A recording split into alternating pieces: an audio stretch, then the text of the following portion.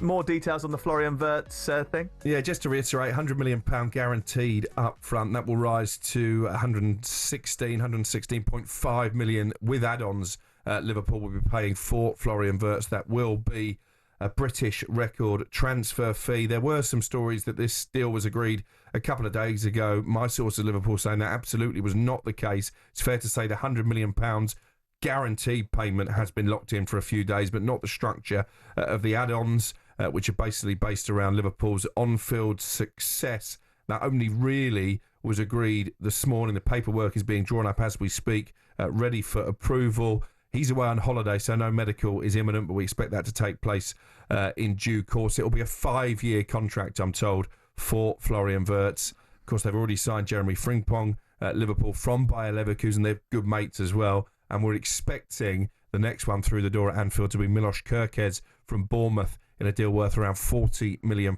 So what we're seeing here really is the champions strengthening from a position of power, which is maybe what Manchester City were guilty of not doing this time last year. Not being aggressive enough in the transfer market, said Khaldoon Al-Mubarak over last summer, but FSG certainly prepared to spend a lot of money this summer. And Tony Gannon actually getting in touch on WhatsApp and saying exactly that. A huge show of financial might, he says.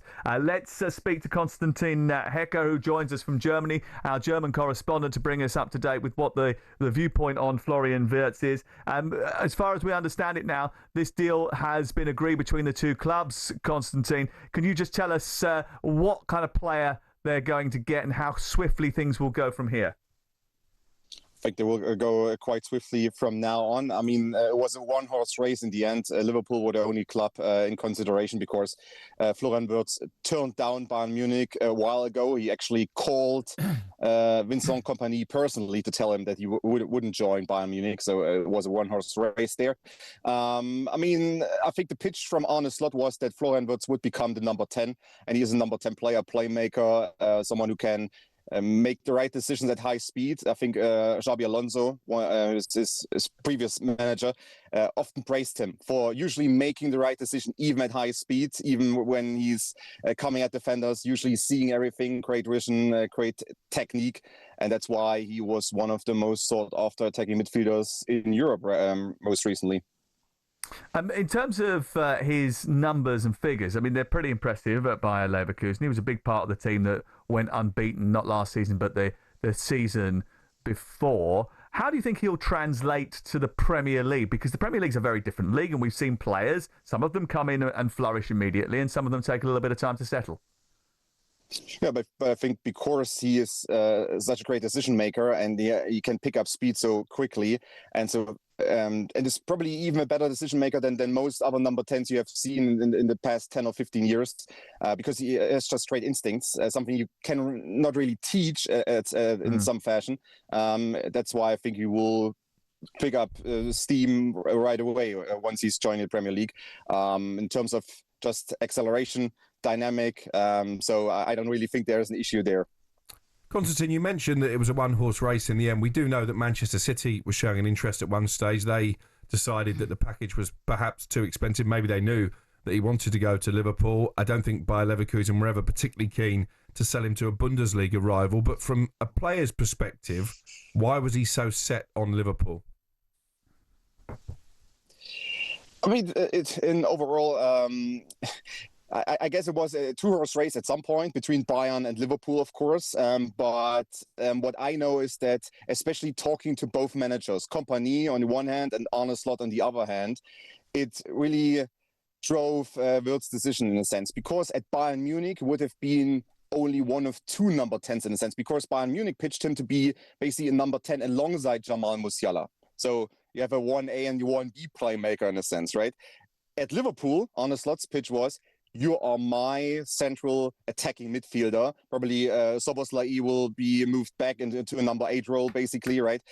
So I guess Wirtz saw himself as being the centerpiece of an attacking system. I mean, Mohamed Salah is still there, but I mean, how many more years will Salah play for Liverpool? Maybe 2 or so, right? So I think Wirtz and his family felt like, all right, I will be the centerpiece of a championship-winning team there.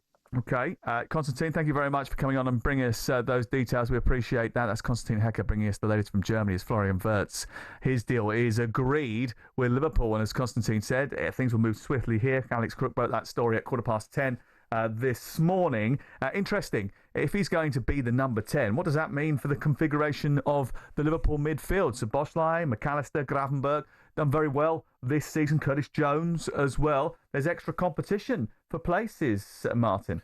Well, they're definitely building a squad. They're building it as well too early, and just maybe having a pre-season with the team. I think that's pretty important. So even Frimpong, signing at the football club. I remember him at Celtic, little right back, got forward very well, but he looked as if he was small.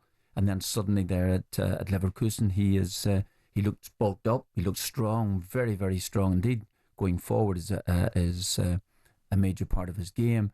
So they are definitely building. And Wirtz, if he stays fit, is a big player for them. No question about it. So fitting in is the question you asked me. I think when you have that sort of squad, good players fit in.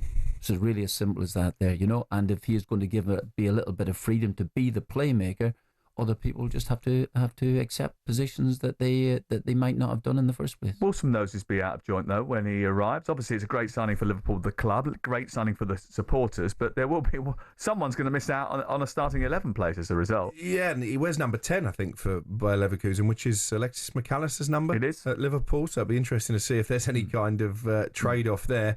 I think probably the one whose future at the club is most vulnerable, he scored for the under-21s last night, is Harvey Elliott. I think if they get a big bid for him now, then Liverpool might cash in.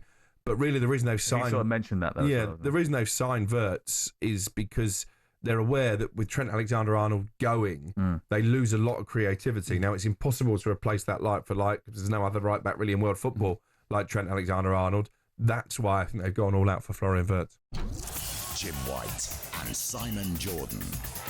Monday to Friday mornings from 10 on AM, on DAB, via the talkSPORT app and on your smart speaker. talkSPORT.